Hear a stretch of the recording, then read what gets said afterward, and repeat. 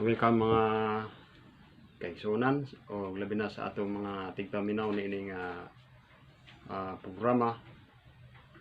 Bisan todo na kita yung mga pandemic, pero salamat kita kanunay sa Ginoo kay mo gyapon kita og higayon labi na ni ining pagtuon sa iyang mga pulong. So ako kumong gidapit sa paminaw ni ining atong topiko karon nga paghisgutan mahitungod sa gingharian sa Ginoo. So kining atong subject karon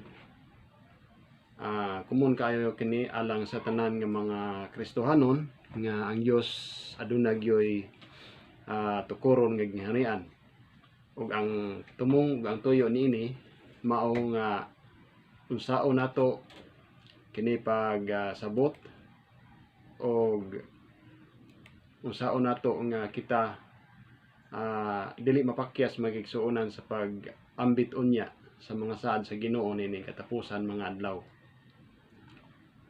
Nagaingon ang Christ Object Lesson, so whereunto shall we liken the kingdom of God, or with what comparison shall we compare it? In earthly governments, there was nothing that could serve for a similitude. No civil society could afford him as a symbol. It is like a mustard seed, he said, which when it is sown upon the earth, though it less than all the seeds that are upon the earth, yet when it is sown, grow it up and become it greater than all the herbs, and put it out great branches, so that the birds of the heaven can lodge under the shadow thereof. The germs in the seed grows by the unfolding of the life principle which God has implanted. Its development depends upon new human power. So it is with the kingdom of Christ. It is a new creation. Its principles of development are opposite of that rule the kingdom of this world. Earthly government prevails by physical force. They maintain their dominion by war. But the founder of the new kingdom is the Prince of Peace.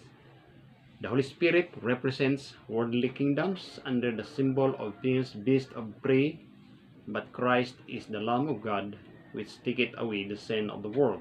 John 1:29. His plan of government, there is no employment of brute force to compel the conscience. The Jews look for the kingdom of God to be established in the same way as the kingdoms of this world. To promote righteousness, this resorted to external measures. They devised methods and plans.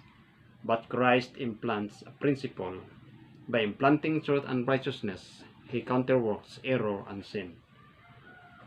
So, mao kanay mga igsunan ug mahigala ang giingon sa Christ Object Lesson nga ang pagtukod sa gingharian ug ang prinsipyo sa gingharian sa Ginoo sukuhay sa prinsipyo ug sa pamaagi sa kalibutan nga gingharian. So ang kasagaran nato labi na sa mga Seventh-day Adventist, nahibalo kita ni ini nga pagtukod sa gingharian apan kita nagatuo nga kini mahitabo sa ikaduhang pag-anhin ni Ginoong Hesus, ug apil na unya ini usa ka libo ka tuig ngadto sa usa ka bag-o nga langit ug bag-o nga yuta. Pero kini ato nga pagtuon karon ato kining susihon kung unsaon ngano ug asa kini pagatukuron nga gingharian usa moabot si Ginoong Hesus maigsuon sa ikaduhang pag-anhi. Sa daang tugon nagaingon ang Isaias 9 versikulo 6. For unto us a child is born, unto us a son is given, and the government shall be upon his shoulder, and his name shall be called Wonderful, Counselor, the Mighty God, the Everlasting Father, the Prince of Peace. Verse 7, all the increase of his government and peace shall be no end upon the throne of David, upon his kingdom, in order it, and to establish it with judgment and with justice from henceforth, even forever. The zeal of the Lord of hosts will perform this. So, ang daang tugon mga isuonan, ang mga Hudiyo paabot gayud sa katumanan sa giingon sa tagna sa Isaias 9 nga moabot ang usa ka hari ug magatukod siya sa iyang gingharian. Ug ang tagna niining nga mga bersikulo nagapunting ngadto sa umalabot nga Mesiyas o ang manluluwas nga mao si Ginoong Hesus. Apan ang mga Hudiyo ang ilang gihuna-huna mga igsoon nga kini nga gingharian mao ang gingharian nga literal nga pagatukoron sa panahon nga moabot na unya ang Mesiyas. Okay, tinuod kana nga ilang gihuna-huna kay bisan ang mga apostoles nagaingon ang buhat 1 versikulo 6 o versikulo 7 nagaingon dinhi nga mga bersikulo. So when they therefore were come together, they asked of him, saying, Lord, wilt thou at this time restore again the kingdom to Israel? Nangutana mga kaigsuonan ang mga apostolis nga tukuron ba ni Ginoong Hesus pag-usab ang gingharian sa Israel niadtong ilang kapanahunan. So naghunahuna gyud ang mga apostolis mga igsoon nga kini nga gingharian nga gitagna sa daang tugon tukuron gayud literally inigabot ni Ginoong Hesus literal nga gingharian ug siya ang magahari. Apan ang bersikulo 7 nag-ingon nga ang tubag ni Ginoong Hesus, it is not for you to know the times or the seasons which the Father hath put in his own power. So ang tubag ni Ginoong Hesus nga dili alang kaninyo ang paghahibalo sa panahon nga gihataganan ng daan sa aman sa iyang kaugalingong kapanahonan. So atong basahon ang Mount of Blessing page 7 ug 8 bahin ni ining pangutana sa mga apostoles mga kaigsuonan. Nag-ingon dinhi, the disciples of Christ were looking for the immediate coming of the kingdom of his glory. But in giving them these prayers, Jesus taught that the kingdom was not then to be established. So ang handom daay mga kaigsuonan sa mga apostoles nga gingharian mao kanang gingharian sa himaya nga gitagna ng daan sa daang tugon nga tukuron unya sa iyang pag-abot. Apan si Ginoong Hesus nagaampo nga kini nga mga tagna dili pa pagatukuron niadto nga panahon. So ang giingon dinhi, they were to pray for its coming as an event yet future. Ibalo kita nga ang pag-ampo nga gihatag ni Ginoong Hesus kanang sa Matthew 6 mga igsuonan nag-ingon nga seek ye first the kingdom of God, no? Pero ang giingon dinhi, sila nagaampo niini nga kining nga gingharian umaabot pa kini. But this petition was also an assurance to them, while they were not to behold the coming of the kingdom in their day, the fact that Jesus bid them pray, for it is evidence that in God's own time it will surely come. So mga kaigsuonan, kini nga gingharian nag-ingon si Ginoong Hesus nga muabot gyud kini sa iyang natudlo nga panahon. Wala si Ginoong Hesus mo tubag sa iyang mga tinun-an nga wala na gingharian, ayaw na kamo paghandom ni ana. Hindi ang itubag ni Ginoong Hesus gikan sa ilang kapanahonan umalabot pa kini nga gingharian mga kaigsuonan. O kanus aman kini mahitabo nga gingharian nga pagatukuron. nag-ingon ang Daniel 2:44 nga kita sa Daniel 2:44 may igsuonan. Nahibalo kita nga kining Daniel 2 mao kini ang ribulto nga nakita ni Nabucodonosor sa iyang damgo nga gisaysay ngadto ni Daniel nga kini nga ribulto may igsuonan ang matagbahin niini mao ang nagrepresentar sa kalibutan ni anang panahon na nga diin ang mga gingharian nga maoy naghari ni anang panahon na tibuok sa tibuok kalibutan. Nag-ingon ang bersikulo 44, In the days of these kings shall the God of heaven set up a kingdom which shall never be destroyed, and the kingdom shall not be left to other people, but it shall break in pieces and consume all these kingdoms, and it shall stand forever. So, nagaingon mga kaigsuonan nga sa ulahing mga adlaw, sa adlawan ni ining mga haria. So, tumbok mga kaigsuonan si Daniel, dapit sa mga tudlo sa tiil sa ribulto nga mao ang simbolo sa ulahing mga adlaw niini nga kalibutan na. Diin ang Dios ni anang panahon na magtukod na usab siya sa iyang gingharian. So nahibalo kita nga kining bahin sa ribulto sa Daniel 2 sa mga tudlo mao ang katapusang simbolo niining atong panahon karon. Bisan si Ellen G. White nag-ingon ng testimonies sa volume 1 361 mga igsoon nga ang atong kahimtang karon sa ribulto ni Nabucodonosor niya sa mga tudlo. So ang atong panahon karon mao gayud ang gitudlo sa tagna nga ang Dios magatukod pag-usab sa iyang gingharian niining katapusan nga mga adlaw. So ang gingharian,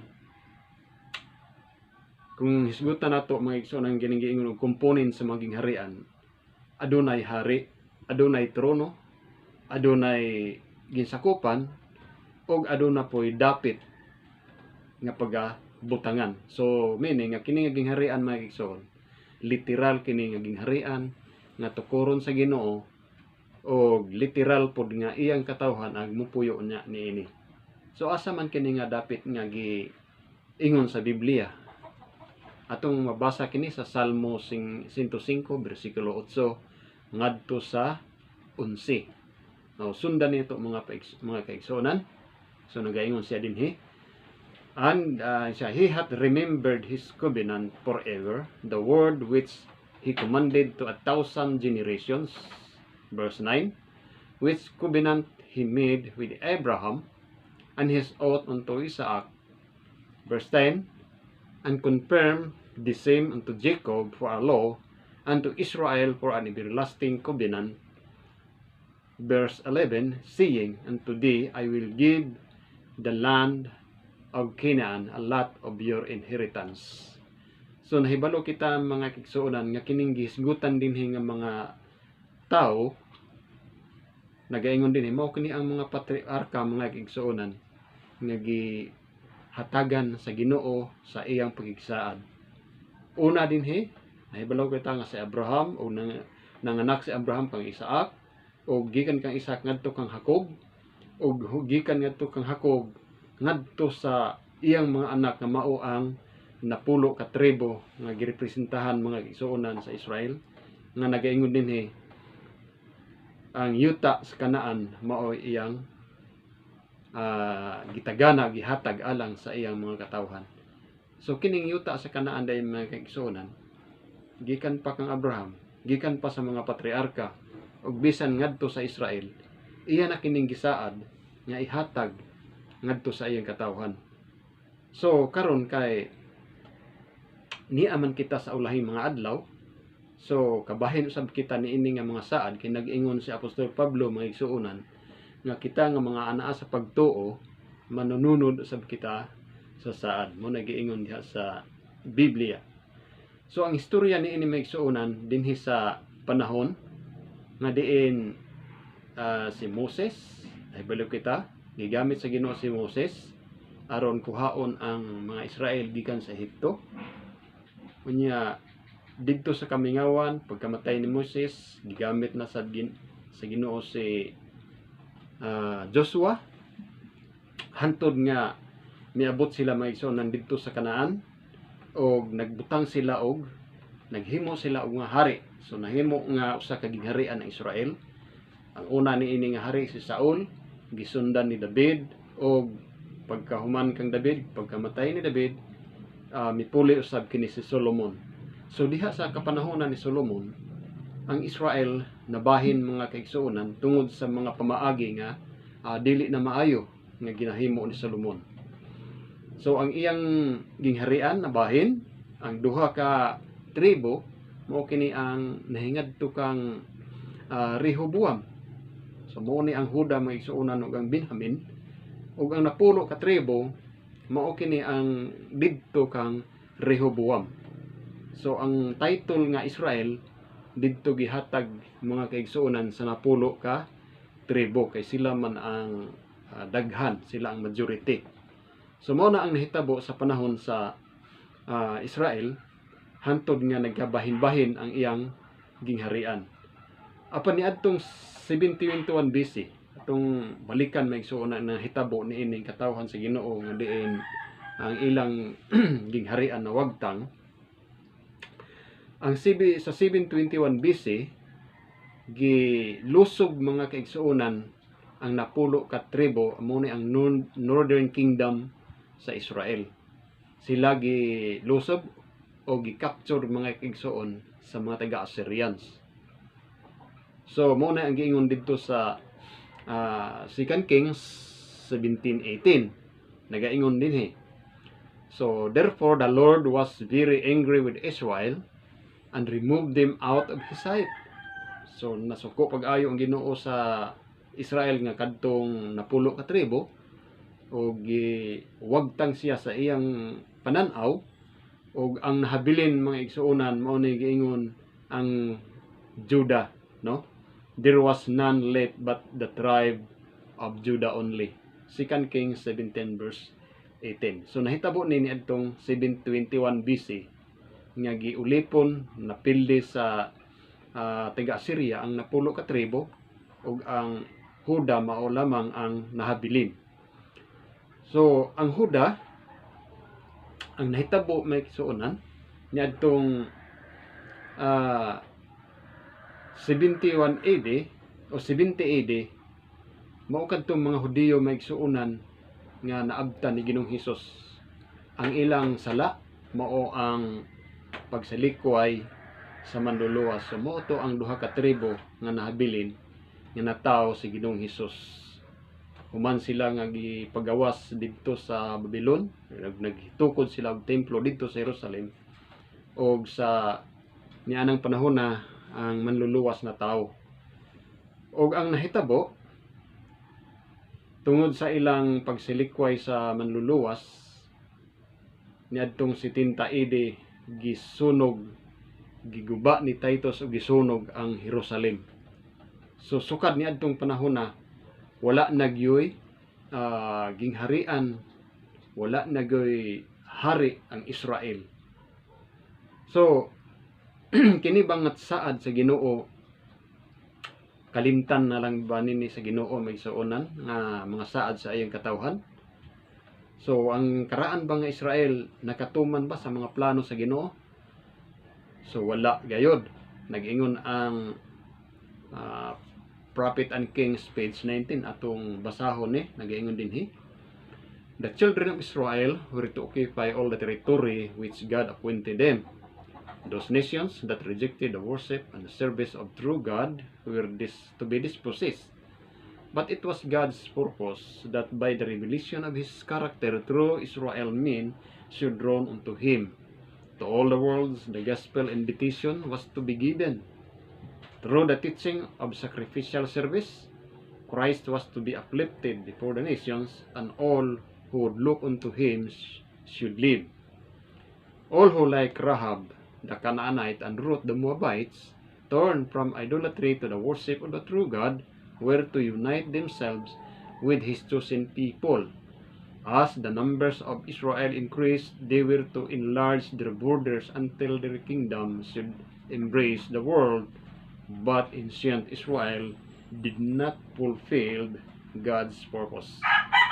So mga kaigsuonan, ang tuyo di ay sa Ginoo nganong himuon niya unta nga usa ka gingharian ang Israel nga mapinadayonon o pinaagi diha kanila diha magagikan ang ebanghelyo alang sa kaluwasan sa tanan sa tibuok kalibutan. Apan ang nahitabo wala nila kini matuman, wala sila katuman sa mga plano sa Ginoo alang kanila ug alang sa tibuok kalibutan. So ang giingon dinhi nga pangutana, kalimtan na lang ba sa Ginoo kini nga mga saad?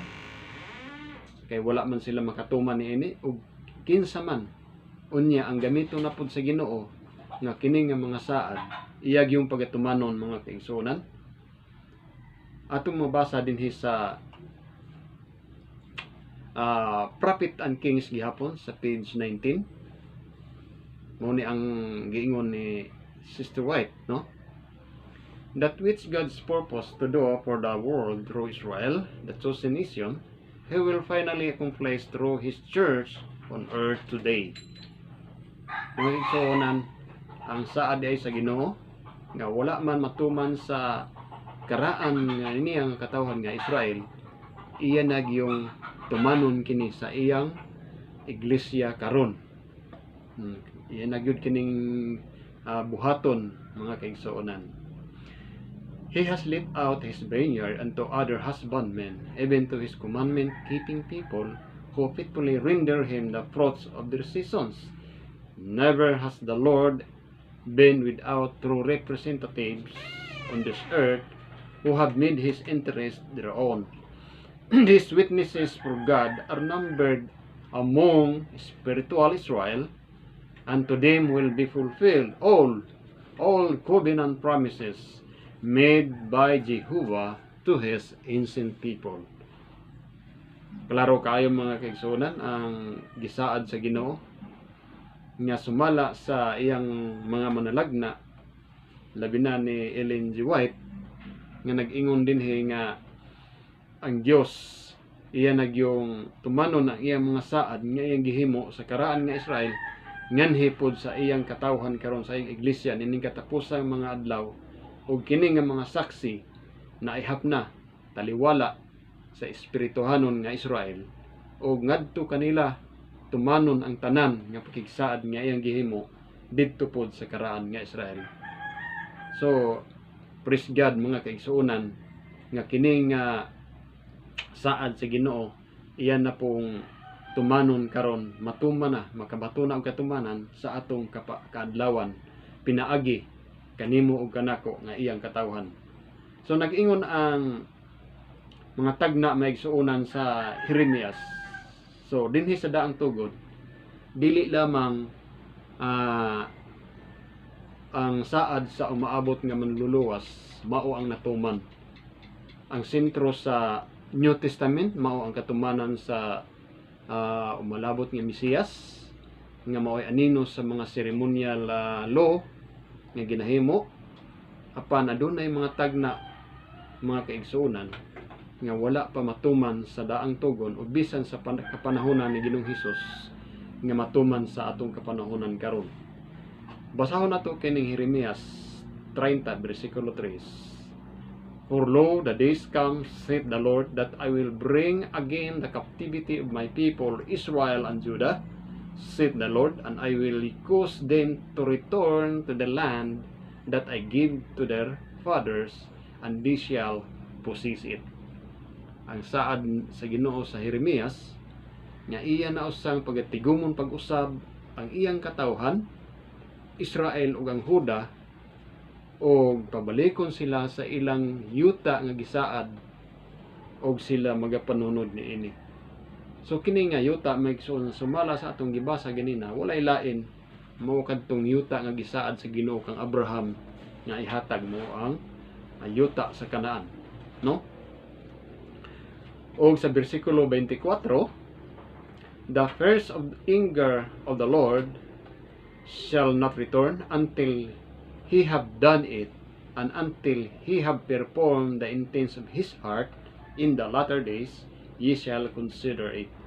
So mahitabo mga igsuonan sa ulahing mga adlaw, matuman kining pagtigom pag-usab, tigom mo niya pag-usab ang iyang katawhan ng mga Israel ug Huda niining katapusan mga adlaw, apan wala na kini punting didto sa mga karaan nga mga katawhan na igsoon, kundi nag-ingon ang Espiritu Stagna nga mao na kini ang mga moderno nga Israel karon sa katapusan nga mga panahon.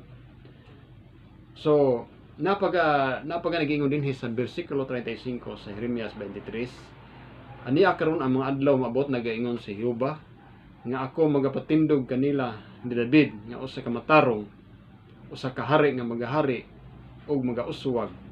So mo kini ang tagna na sad mga igsuonan sa Jeremias 23:5 nga ang Dios magahatag na usab og usa ka hari ug mao kini ang giingon sa tagna nga David, antitypical David, and shall execute judgment and justice in the earth.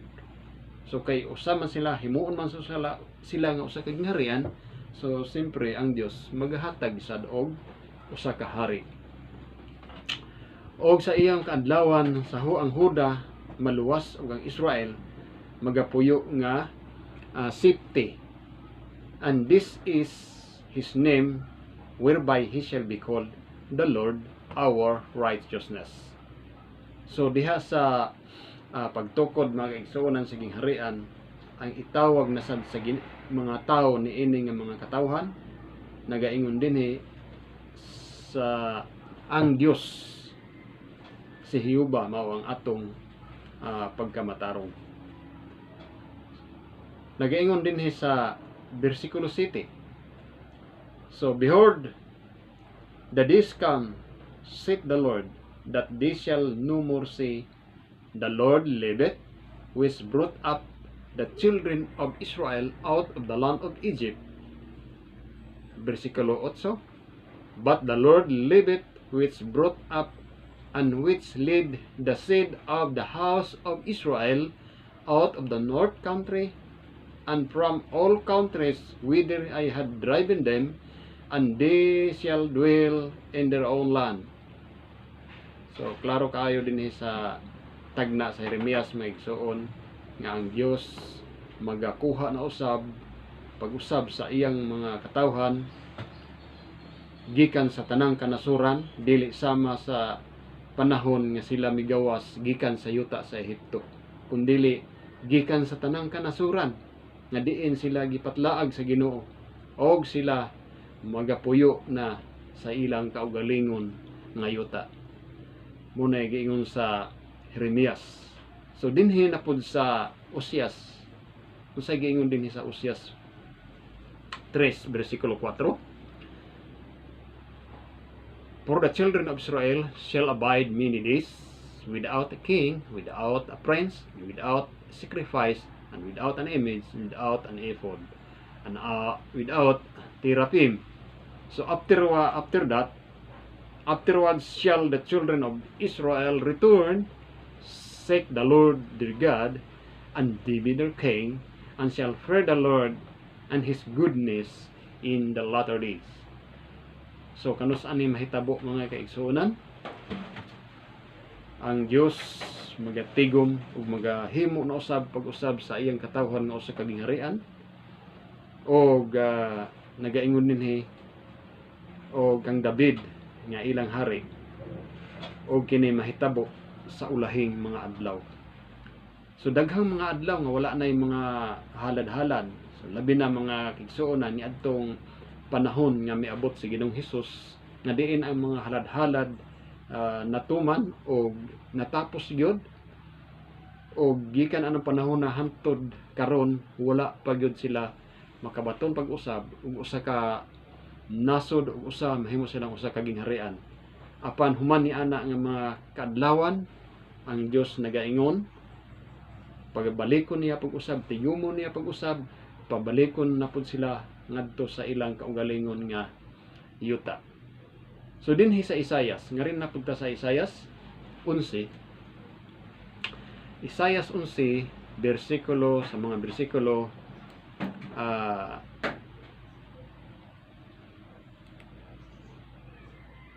9 ngadto sa 11. So nag-ingon siya dire.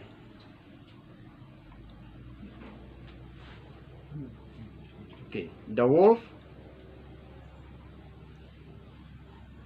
mo kini ang kahimtang sa gingharian sa dili pa mobalik si Ginoong Hesus sa ikaduha.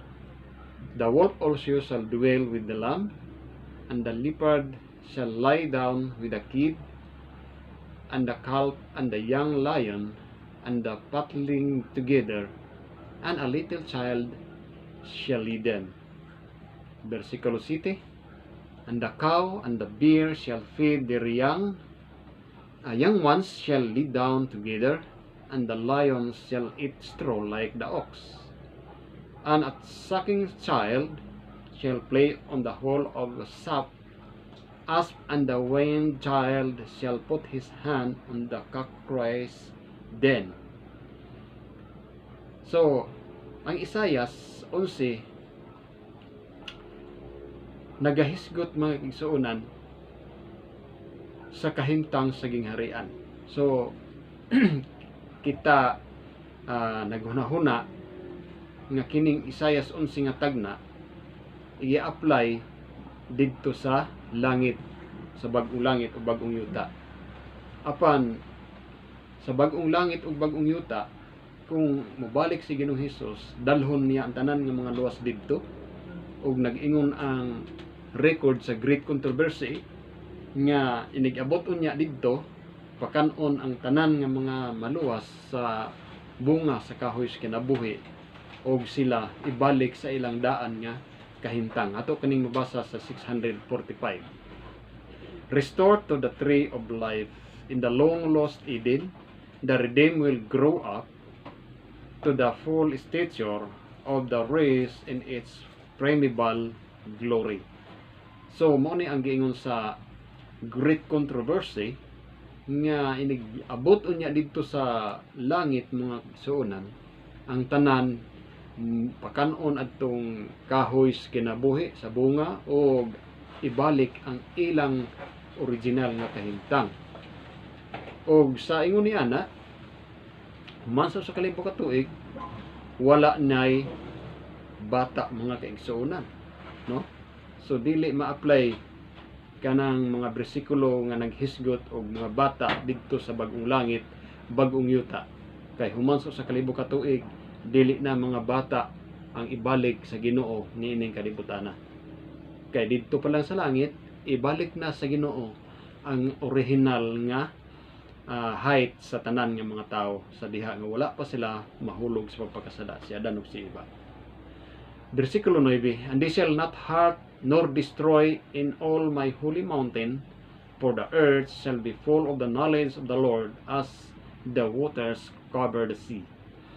In that day there shall be a root of Jesse, which shall stand for an ensign of the people. To it shall the Gentiles seek, and his rest shall be glorious. Isayas pare sa Isayas gihapon ni siya migsuon 9 ngadto sa 11 nga naghisgod din nga naapa gani mga hintil mga kaigsuonan, no? Sa bag-ong langit, bag-ong yuta ni nay mga hintil didto, nawa na, pero dinhi naapay mga hintil nga makakita sa himaya sa Ginoo. Versikulo 11. And it shall come to pass in that day, o hitabo niya ni ng adlaw, the Lord shall set his hand again the second time to recover the remnant of his people, which shall be left from Assyria, from Egypt, from Patros, from Cus, and from Elam, and from Sinar, and from Hamath, and from the islands of the sea. Niining panahon na may suunan nga i-establish, itukuro na sa Ginoo ang iyang gingharian, iyang kuhaon ang tanan nga mga magtuto, ang tanan niya nga katawhan gikan sa tanan nga mga dapit niining kalibutana, sama niining gisgutan nga mga dapit Assyria, Egypt, Patros, gikan pa sa Elam, Sinar, sa Hamath, bisan pa sa mga pulo sa halayo ang tanan nga mga katawhan sa Ginoo iya kining pagakuhaon. Kay nag-ingon dinhi iyang igadapion pag-usab ang iyang kamot sa ikaduha aron pagbawi sa mga nasalin sa iyang katawhan. So kahibulungan kini mga igsuonan apan mao kini ang gisaad sa Ginoo nga iyang pagahimuon. Bersikulo 12, and he shall set up an ensign for the nations, and shall assemble the outcast of Israel, and gather together the dispersed of Judah from the four corners of the earth. So kung adto kining Isaias 11 mga igsuonan sa bagong langit o bagong yuta, wala nay panagtigom, wala nay pagtawag, wala nay pagpanguha sa tanan nga mga tao nga mga luwas mga igsuonan aron kuhaon ug isulod pa didto sa bagong Jerusalem.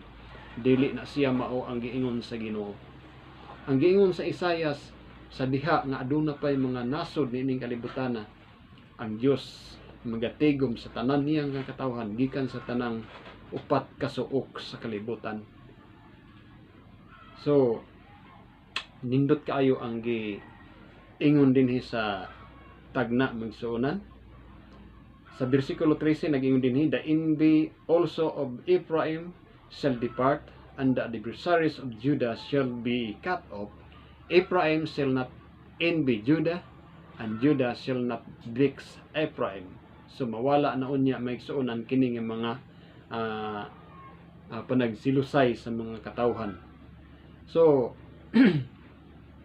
bersikulo 11. Okay, sa bersikulo 15 atong ipadayon sa pagbasa kining Isaias 11. And the Lord shall utterly destroy the tongue of the Egyptian sea, and with his mighty wind shall he shake his hand over the rivers, and shall smite it in the 7 streams, and make men go over dry sod. Kung nahinumdum kita sa nahitabo nga milagro nga gihimo didto sa dagat sa panahon ni Moises, mga igsuonan gikan sila sa Ehipto, ang giingon din sa tagna mahitabo pag-usab kini nga mga milagro sa iyang katawhan nga pagahimuon nga diin siya magakuha na unya sa tanan niya nga katawhan gikan sa nagkalain-laing mga nasod. Bersikulo 11, and there shall be an highway for the remnant of his people which shall be left from Assyria, like as it was to Israel in the day that he came up out of the land of Egypt. Wow! So nindot kaayo ang saad sa Ginoo. Mao kini ang paglaom mga igsuonan sa atong pagsalig, pagtuo sa mga saad sa Ginoo ning katapusan ng mga adlaw. Dili man ta musupak ni anang second coming nga moabot gyud ang panahon nga mao na siya ang katapusan gyud nga katumanan sa tanan nga mga tagna ang pagbalik gyud ni Ginoong Hesus nga iyang kuhaon ang iyang katawhan apan kini nga mga tagna usahay makaingon ta migsuonan nga nalipat ta sa mga prophecy nga wala nato kini matagay o pagtagad. So mao na ni ang panahon nga ato kining pagatun-an, ato kining pamalandungon nga mga tagna kay kini alang kanimo ug kanako niining katapusan ng mga panahon. Narita sa Ezekiel 36 nagaingon dinhi atong sugdan sa bersikulo 16. So moreover the word of the Lord came unto me saying, mao na say kini ang giingon ni Ezekiel nga propeta. Nag-ingon dinhi sa 17, son of man, when the house of Israel dwell in their own land, they defile it by their own way and by their doings. The way was before me as the uncleanness of a removed woman. So wherefore I poured my fury upon them for the blood that they had shed upon the land, and for their idols wherewith they had polluted it. So gisgutan din ni suunan nga mga sala nga ilang gibuhat sa una sa Israel sa diha nga nagpuyo pa sila dito sa Kanaan, Promised Land. Ila kining gihugaw-hugawan, pinaagi sa ilang mga dili maayong binuhatan, labi na sa ilang mga Diyos-Diyos.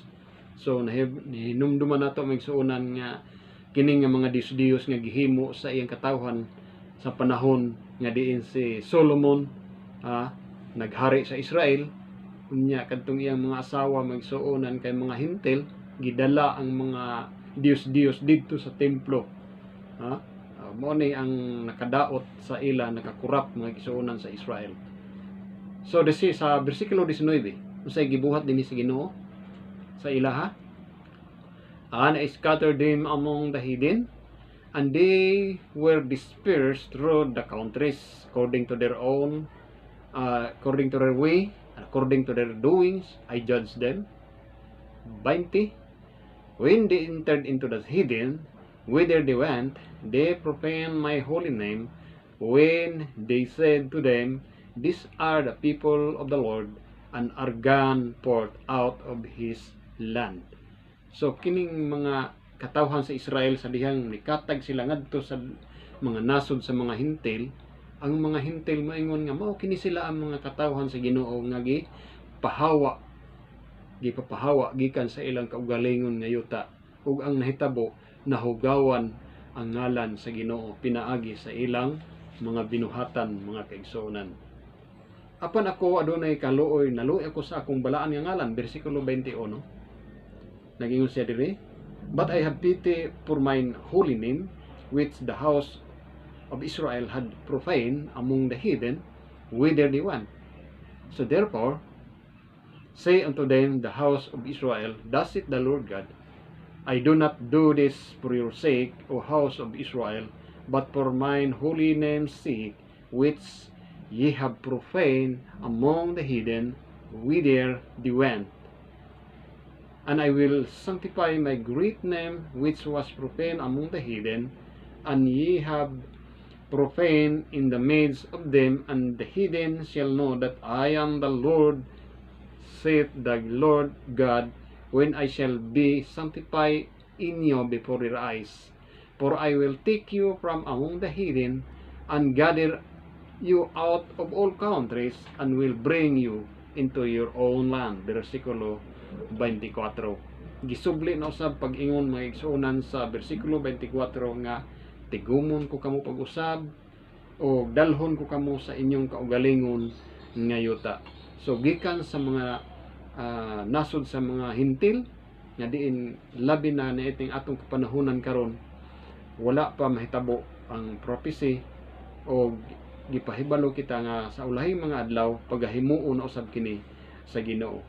Og sa diha nga dalhon na kita dito sa atong kaugalingon nga yuta, ingon lang kamaigsoon nga atong kaugalingon yuta kung magpabilin pa kita sa pagtuo diha sa Ginoo, kay kita ang saaran ni ini nga mga saan.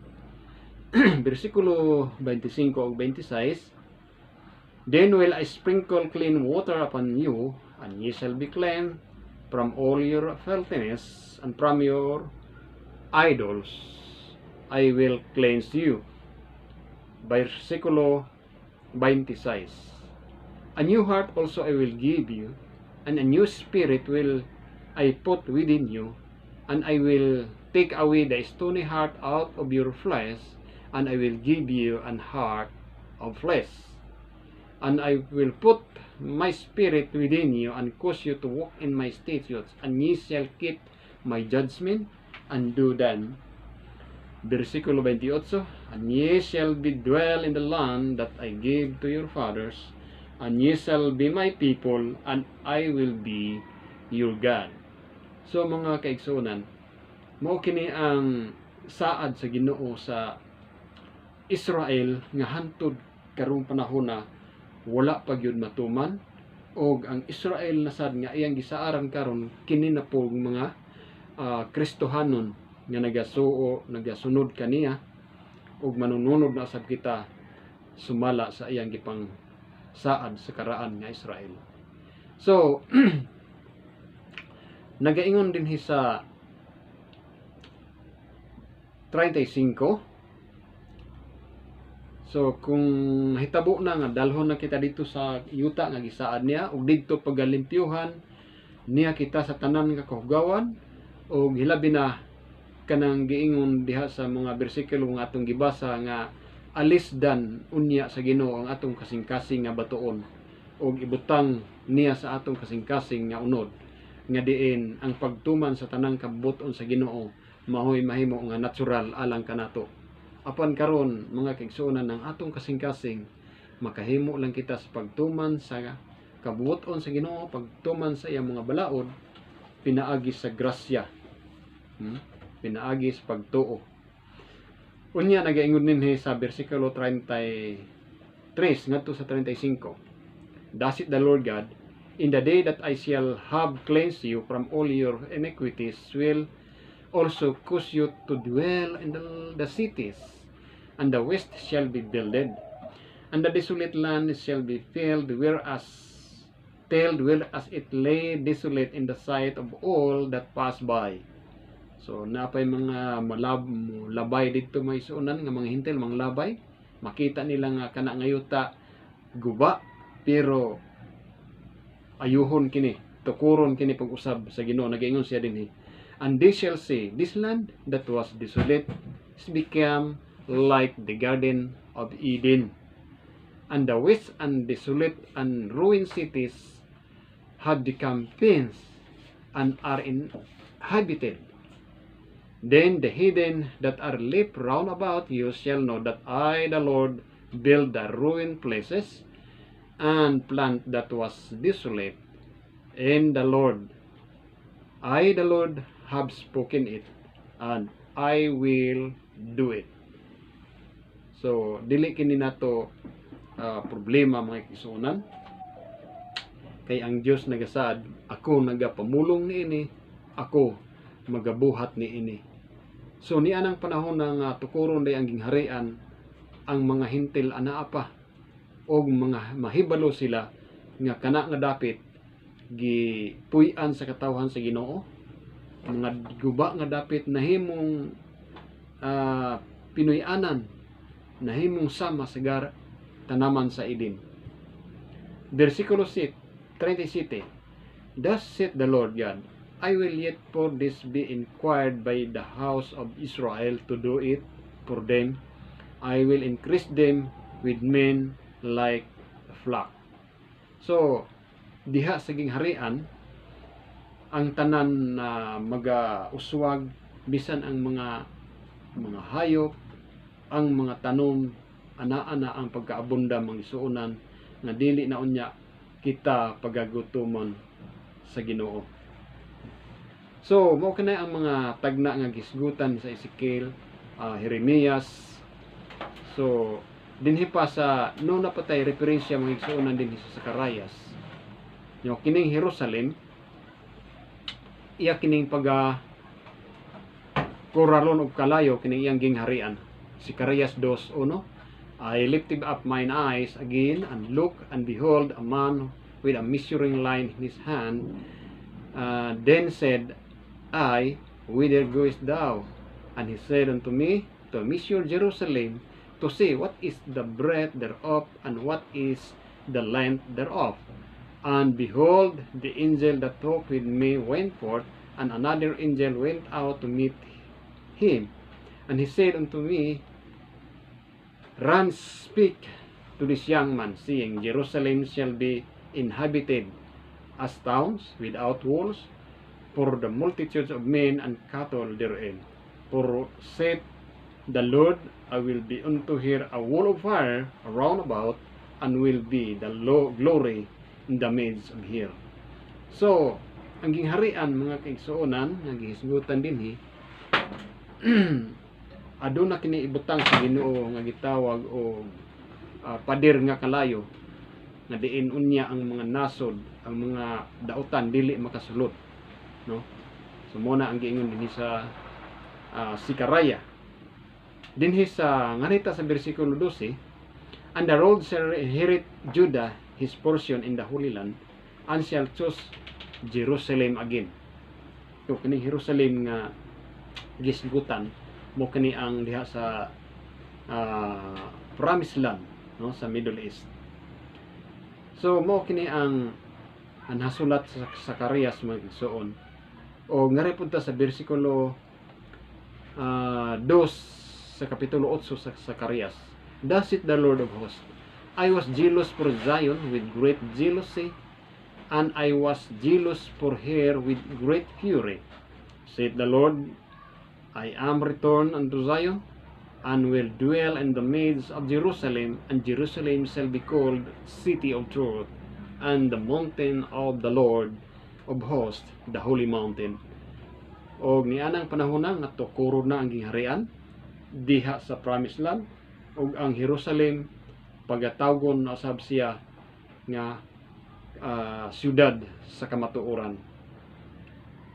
Versikulo 4, thus saith the Lord of hosts, there shall yet old men and old women dwell in the streets of Jerusalem, and every man with his staff in his hand for very age, and the street of the city shall be full of boys and girls playing in the streets thereof. So, sa bagong Jerusalem, sa bagong langit o bagong yuta, wala na'y mga tigulang, wala na'y mga bata nga magdula unya sa mga kalsada. So, mga kaigsuonan, mao kini ang mga passage, mga referensya nga naghisgot bahin sa pagtukod ni ining gingharian sa himaya. Naghulagway kini sa bag-o na sab nga pag-set up diha sa Palestine. So nagaingon dinhi. So this passage describes new and fulfilled set up of Palestine. Thus it has to be in the premillennial phase of the kingdom. That verse 8, it mentions a sanctuary or temple, but there will be no temple in the new earth. So we see again that this has to be the premillennial one. So mga kaigsuonan, kining gingharian nga gisgutan sa tagna, bisan tuod kita nagatuo nga ang ekspresyon sa Biblia kasagaran moingon si Ginoong Hesus nga panultihon niya nga kingdom of glory, kingdom of heaven, duha di ay ang gipasabot niini. Ato kining mabasa sa Great Controversy. So nag-ingon dinhi, nag-ingon ang Great Controversy, as used in the Bible, the kingdom, the expression kingdom of God is employed to designate both the kingdom of grace and the kingdom of glory. The kingdom of grace is brought to view by the Paul in the epistle to the Hebrews after pointing to Christ, the compassionate intercessor who is touched with the feeling of our infirmities. The apostle says, let us therefore come boldly into the throne of grace, that we may obtain grace. So, you see there? So, and find grace. So, the throne of grace represents the kingdom of grace. For the existence of a throne is for the existence of, implies the existence of a kingdom. Padayon ta sa page 47 sa Great Controversy. Nagingon siya dire. In many of his parables, Christ uses the expression the kingdom of heaven to designate the work of divine grace upon the hearts of men. So the throne of glory represents the kingdom of glory, and this kingdom is referred to in the Savior's word, when the Son of Man shall come in his glory, and all holy angels with him, and shall he set up the throne of his glory, and before him shall be gathered all nations. Matthew 25:31-32. This kingdom seat future, it is to be set up until the second advent of Christ.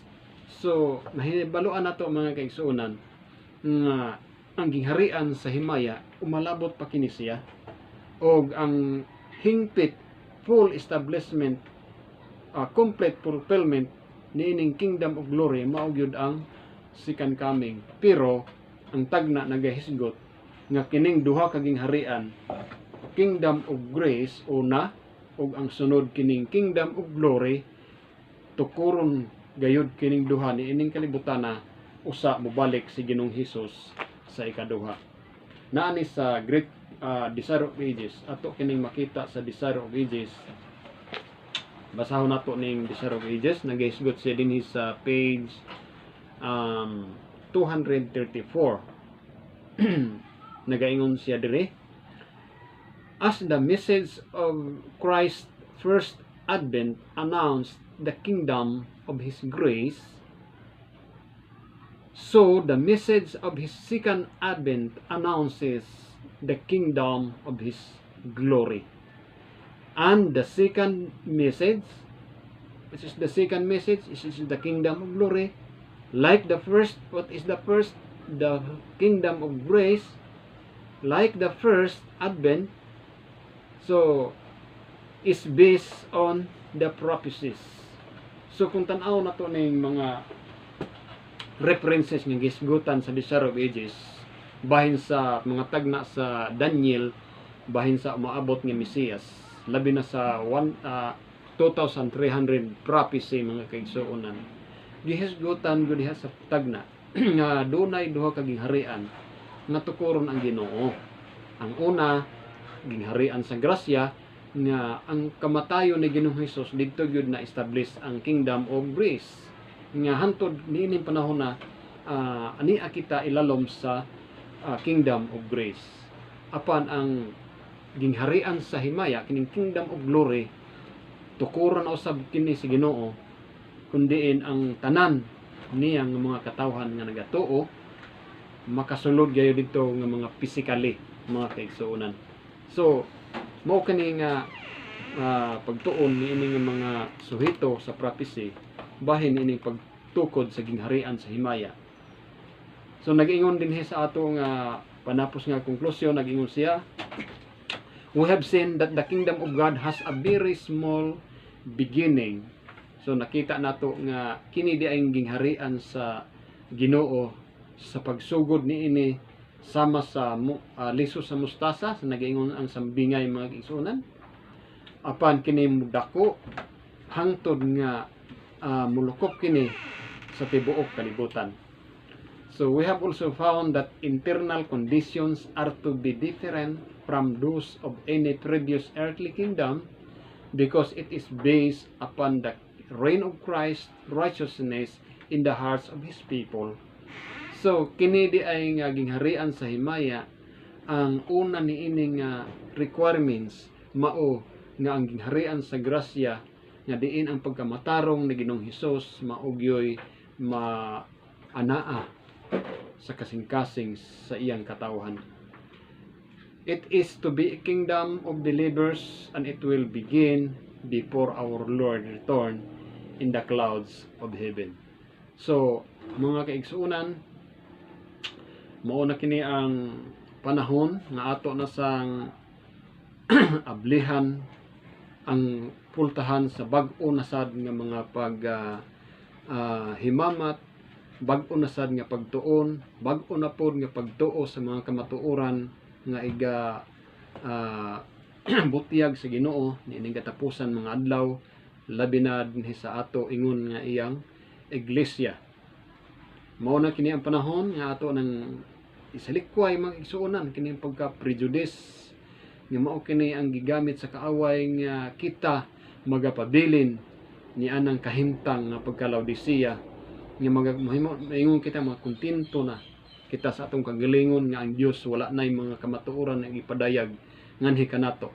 So karon na ang panahon nga atong tagaan og higayon ang Ginoo, ang balang espiritu nga mao'y magahatag kanato og dugang nga mga kamatuoran.